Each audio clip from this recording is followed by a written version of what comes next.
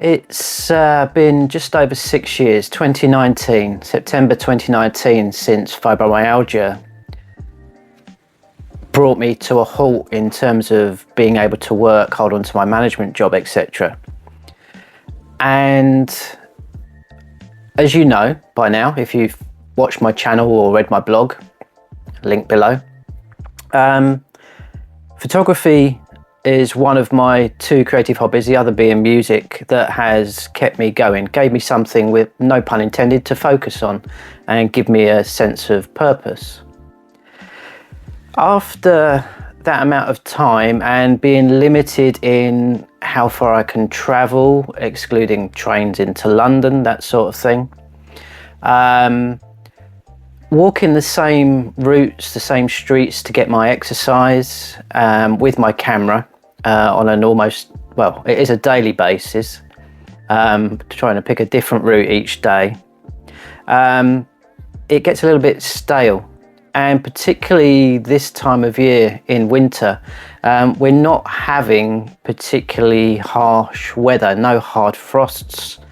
We've had one day where it snowed enough for me to get out and photograph that, which you'll have seen in a previous video.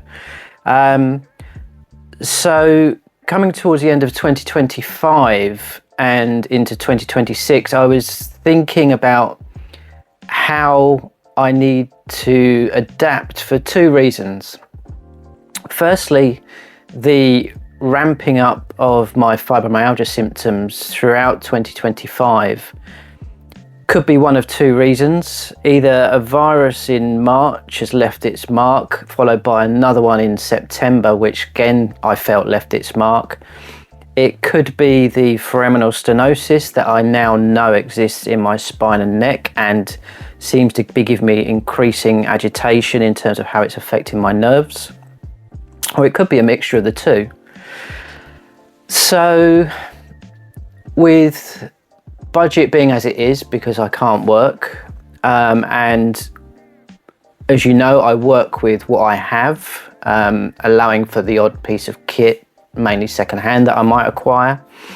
I've been thinking about how I can adapt for that, and also keeping my motivation and creativity fresh. This is where watching others on YouTube helps a little bit, giving you ideas, watching how they shoot things and what they shoot. Now, one of the main challenges I have is that my DSLR is not light. That's my Canon 40D with my 18 to 55mm lens on it, and it is quite a weight. I mean, that gives my right arm a real workout if I do take that out and have it in my hand, as I tend to do, because I'm shooting as I go. I don't carry my tripod too often because of that weight on my spine, but that is quite a weight. Now, there are shoots where I would definitely take that, London, those sorts of shoots, and then pick a lens or two to take with me in my sling bag. However, the sling bag is also causing discomfort. I can feel it where it goes round the back of my neck and down my spine. I can't wear it as a sling bag on my back or on my hip because of the sensitivity. It has to be on my front. So I can feel that, and I can feel the weight if I've got all the kit in the bag. So while that is still something I want to go out with as much as I can, and don't have the budget to look at getting a mirrorless with smaller lenses on as a more sort of suitable everyday camera, my thinking then flips to my phone, which I can't hold up because I'm filming you on it now. But last year, for the first time, I acquired what I call a reasonable handset of my choosing, and within my budget, of a Samsung Galaxy S22. And I have been impressed with what I can do with that. So that has got me thinking about that now, obviously, and this isn't news to a lot of people. There's people already out there doing that, but I'm speaking about it from a coping with a chronic illness that minute by minute, hour by hour, day by day, the challenges change. The other angle is that there are some locations where to walk around with this brick of a DSLR, you feel a bit more conspicuous, and that is probably more to do with me than the location. So the phone seems to be the way to go for me to have an everyday camera that is with me all the time. It's carryable, it's in my pocket all the time. I still shoot RAW and with full manual settings. That keeps my brain trained, for want of a better phrase, in making sure that I'm, familiar with my camera settings as I would be with my DSLR. It gives me the flexibility of being creative. And one of the challenges has been learning to use the settings quick enough, or using the auto settings on aperture, shutter speed, ISO, that type of thing, depending on the situation that I'm in. So if it's street photography and capturing people, I want to react quicker, and with my brain fog, as you saw at the start of this video, that can take some time. Sometimes it takes a while for it to go in, if that makes sense. It will to those of you with fibro. What I've also started using over the past year on my phone for processing is the Snapseed app. I think this is a really good app. It's free, it has some really nice settings and presets and effects in there that you can adapt and adjust, and you can save your style as a preset in there. The only trouble is if you uninstall it and reinstall, you lose that, and you've got to remember what you had. But I'm finding that really useful. Saving that preset then means that although you're going through picture by picture rather than as a batch, it's very quick and easy to apply that to the set of images that you've taken. So inspired by others on YouTube, I'm dropping the need to feel like I personally, not for other people, but I personally want to create something that is perfect for me. And what I'm practicing, have been practicing, as you'll see from the images that I share throughout this video, is documenting what I see. So this could be, and it does get some looks if other people walk past you, but this could be just, unfortunately, this happens in every town, so Leighton Buzzard, don't take offence, there is litter to photograph.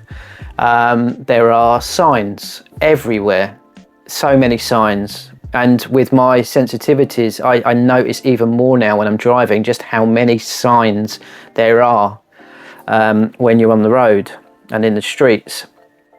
There's street scenes to capture that I probably wouldn't have thought there was a shot there before with my camera. It's just, well, that's just the street. But to you guys, that's somewhere you don't know. So that's where my thinking is through 2026. And it means that wherever I am, whatever I'm doing with my phone to hand, I can capture something and document what I'm doing. I practiced this recently on a walk to the Barbers, which is the other side of town. And there is a path that used to be the old railway line from Dunstable into Leighton Buzzard, which is now a footpath. So taking that path, I thought, okay, while I'm walking to the Barbers, I will see what's there and I will just capture what I see. And that is going to be my ethos for creating images, documenting my life, and just taking shots for the sake of it. And I think this is going to do me some good in terms of overthinking, where shall I go, what can I create, the weather's crap, that sort of thing. The weather is awful our winter at the moment. Apart from the situations I mentioned earlier, It's grey. There's a lot of rain. I don't mind rain, but if it gets windy as well, that stops me functioning a lot and makes things difficult. But if I'm out, I can capture what I'm seeing and document things and share them with you guys and on my Instagram feed and Facebook. What I also like about using my phone is the speed with which I can change the crop of an image.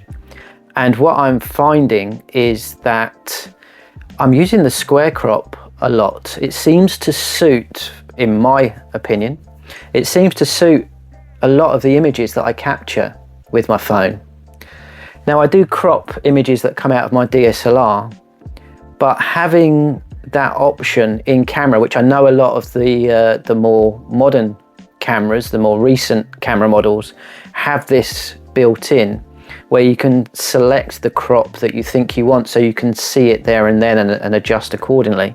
There's 3 lenses in the phone: telephoto, wide and ultra wide. Gives me those options straight away.